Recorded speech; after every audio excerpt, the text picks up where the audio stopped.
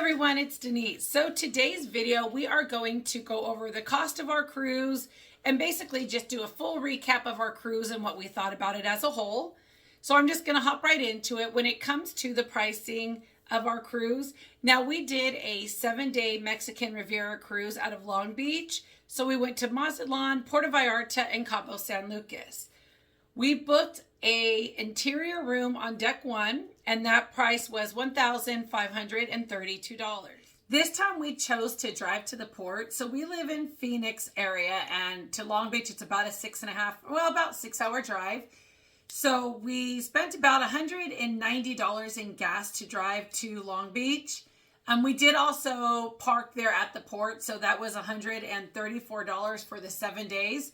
Worth every penny. And when I say it was convenient, it couldn't have been any more convenient to literally get out of your vehicle, get your stuff, and bam, go down. We were up on, I think it's the second floor. So we walked down some stairs, crossed this little pathway, and we were right there to the dome. So it was super convenient, well worth the money. Our check-in time was 11 a.m. So we obviously were there a little bit early, which was fine. It just gave us some time to relax, to stretch, and get all of our stuff together. So once we got downstairs and started our embarkation process, we got to security. That was maybe 5 to 8 minutes. Literally, they got our passport, got all that information, and moved us right along. We then went to the big waiting area in the dome, and that was probably about a 20-25 minute wait for them to call our boarding number. Once they called our number, we started working our way up the ramp, and then we got to, I think it's called the gangway. If I'm mistaken, you can just comment and correct me down below. But it's the ramp to get from the land to the ship. On there was a little bit of traffic. We did have to wait a little bit, but I mean, it is a narrow walkway, so you have a lot of people kind of backed up on that. So that took us about maybe 15-20 minutes to get from the land to the building to actually being on the ship. So overall, embarkation was smoothest, fast, and so good this time. Our experience was a 10 out of 10. So way to go, Carnival. Now, once we're on board, we like to get the Munster drill out of the way as soon as possible. So we will find our Munster station, go to that. We will go up to whatever deck, the Lido deck, and have lunch, or we'll just kind of, walk around the boat. Now, we do pack really light. So our suitcase is a backpack. So we don't have a lot of heavy luggage to lug around with us. So walking around the ship is really not that inconvenient. They do ask on the Panorama, well, at least when we were on it this time, our check-in to our room was not until 1 p.m. And the reason they have that check-in is because if there is a lot of people in the hallways trying to drop off their luggage, it can make it really difficult for those porters to get those large, heavy carts through the hallway if they kind of have to go around luggage or people. So if you can carry your luggage around, I know it's inconvenience lugging it around, but it just helps the porters get everybody else's luggage there sooner. Now, once we do the Monster Station, have lunch, once we can check in, we will go drop our stuff off, unpack. Again, we pack light, so we don't have a lot of stuff to unpack. And then we, for the first time, we went to the sail-away party. Highly recommend, 10 out of 10. This sail-away party was so much fun. So if you've never experienced it, definitely try it at least once. And if you've already experienced it, then you know what we're talking about. So since we're kind of on activities and fun and entertainment, with Carnival Panorama, I'm going to give the overall score a 10 out of 10 on the Panorama's activities and entertainment. They were all amazing. There is always something to do on board. There's trivia. There was miniature golf. There's the sky ride, which is an additional charge, and I'll link that down below to let you know what the price is. But there is also a lot of free activities as well. You have the water slides, you have the rope course. So there's always something everybody can do at any time as far as entertainment. The entertainment is great. There is performers on the atrium and Guys, Pigs and Anchor. There is the production show. So, and the dive-in movies. I love dive-in movies. There is nothing like watching a movie under the stars on the Lido deck. It is so much fun. Highly recommend. And they normally play really good movies and newer movies. But I'm going to go back to the production shows. So they're great shows. However, the only thing that I did not like on this cruise, and it is literally the only thing I did not like, is The production shows that they have on the Panorama this time are the same exact show they had 2 years ago when we did this cruise. So maybe it's my fault for assuming that it would be switched up or rotated out to maybe like another type of show. So that could be just a me problem. But the performers were still amazing. The person working the drones, kudos, kudos, kudos. You were amazing. And that made the show overall fantastic. So when it comes to activities and the entertainment, again, we would definitely give it a 10 out of 10. The food on the Carnival was really good. So when you talk food, it really does vary from person to person. Some like the buffet, some do not. So I'm going to just kind of give it a rate as overall as far as variety of options as to the food itself. So for instance, the buffet. The buffet gets probably a 9 out of 10 only because it has such a wide variety of choices.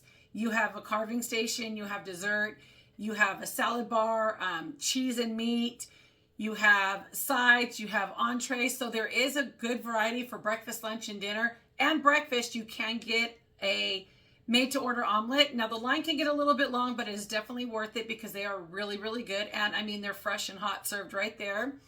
And how you choose the ingredients, so what more could you really want? But getting back to food. So for the buffet, a 9 out of 10 because of variety. Taste, it's a buffet. It's not scorching hot food. It's not like some kind of amazing buffet. It's good, but because of the variety, that's why I do think it rates a little bit higher up there. As far as everywhere else, 10 out of 10. All of the other restaurants. Now, we don't do any specialty dining, or we don't do any of the additional charges or like the add-ons. We did, though, this time try for the first time the Italian restaurant on a sea day. Recommend it. It was so good. You build your own pasta bowl. So remember that they have those on the sea days, free lunch. So you can actually go on the ship, not spend any more money on food unless you want to. By all means, knock yourself out. Some people love to get those, other options. For us, we just haven't. I don't know why we haven't, honestly. But anyway, so you can get a variety of all kinds of different foods that are delicious included in your price and not spend any more money on food. So overall, the food portion of the Panorama is a 10 out of 10. Everything was great. The restaurants we ate at, the food was hot. The buffet was good for a buffet. Again, it was based on the variety of how many options they have. And if that's not your jam, you do still have other things. There's the deli, there's pizza. The Pizza Pirate has really good pizza. So overall, if you're looking on that ship, you are going to get a great, great option for food. Alrighty, now our ports. So I'm going to go over the first two that we loved and then the one that we weren't really too happy with this time. Please keep in mind, anytime there's any kind of something we don't like or maybe can be said as being negative, it doesn't take away that we are grateful that we are able to travel, that we do have the means to go and enjoy life. So at any time, I hope no one is taken away that we are negative or that we don't appreciate that we're able to travel, because we do. We absolutely do. But even with that said, there still come times that things are just not what we expect. So let's go into ports. We had Mazatlan, hands down, 10 out of 10. Great time. And we literally stayed at the port. We had some great food, some drinks, met some awesome people, and just had a really great time in Mazatlan. Puerto Vallarta, even though we had a little bit of confusion, still an awesome time. A beautiful, beautiful little city. I highly recommend Puerto Vallarta. Probably one of my top 4 or 5 ports out of all of them that we've been to. And then we get to Cabo. So Cabo was our least favorite experience. And the reason why is, well, let's start with tender. So basically, Cabo is a tendered port, which means you are on ship. They give you a number, and then they call your number. You go down to deck 0, and you get onto a smaller boat to go onto the port. That was easy breezy, great. It's a cool little drive or boat ride, so that's always fun. We went to go do some shopping. Now, I don't remember Cabo last time being this bad, but this time it was really very not fun. It was just not fun is the bottom line. It was very hot. So we had water with us, and we're from Arizona, so we definitely understand the heat and how hot it can get. But it was hot. It was so hot.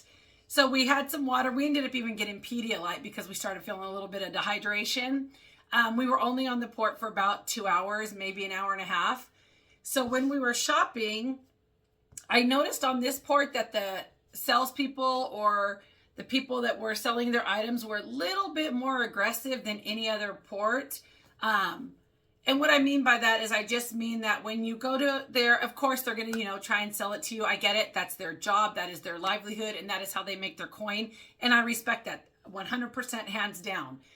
The only part that makes it uncomfortable is when you're trying to tell them no and you're walking away and they're kind of following you 1 or 2 stores down. Of course, you ignore them, and that's what we did. But I did just want to, bring full transparency that it can get like that in Cabo. It can get just really pushy. That's all. Again, if you can ignore it like we did, no big deal.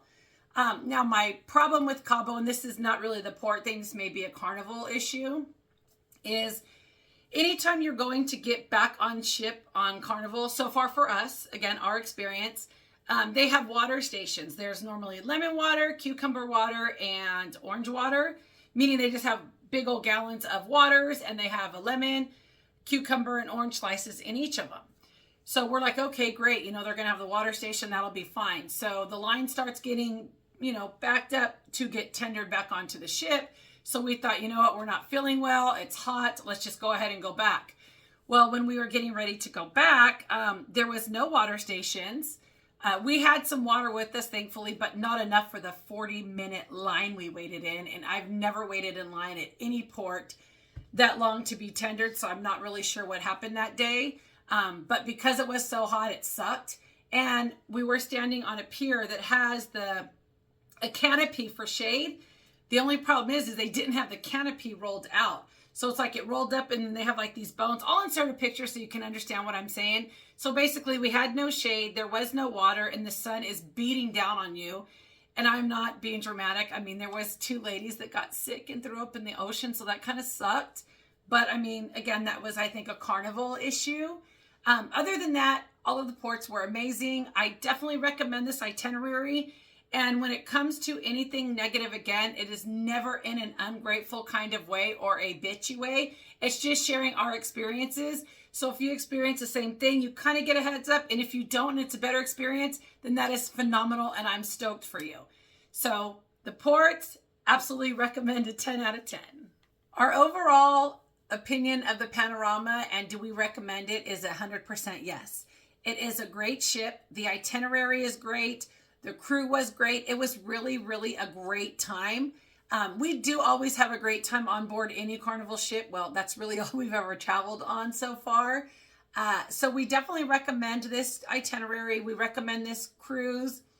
And there is a lot to do. Now, for those of you who are a little bit more budget friendly, when you book that cruise, the price you get, everything is included. So there's not a lot of out-of-pocket cost. Now, if you want to spend a lot on board, you absolutely can.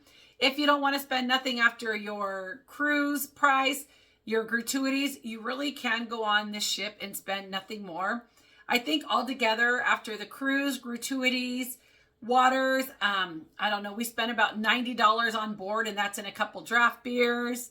And then on land, we spent about another maybe $200. So I think all in all, we came in around $2,100 maybe for the entire week. Well worth it. Again, we are totally grateful that we are able to travel and to cruise and enjoy life on a cruise ship. If you get the opportunity to go on the Panorama, I highly, highly recommend it. You will have a great time. Also, make sure you watch our other videos. We have them all broken down into different categories. So there is one that does a ship tour, inside and out. There is a food reviews. There is the room tour. So make sure you watch those videos. Also, please like, subscribe, and comment down below if there's anything we missed. If you have any questions or comments, we are happy to answer them for you. Other than that, thank you so much for watching this video. Hit that bell notification so you're notified the next time we upload a video. Thank you. Alrighty, and let's get down to what everybody wants to know. Talk to the camera, not to the... What am I talking to like this? What's over there? Nothing. And to finish up this video, I'm still not talking in the camera. Now I am.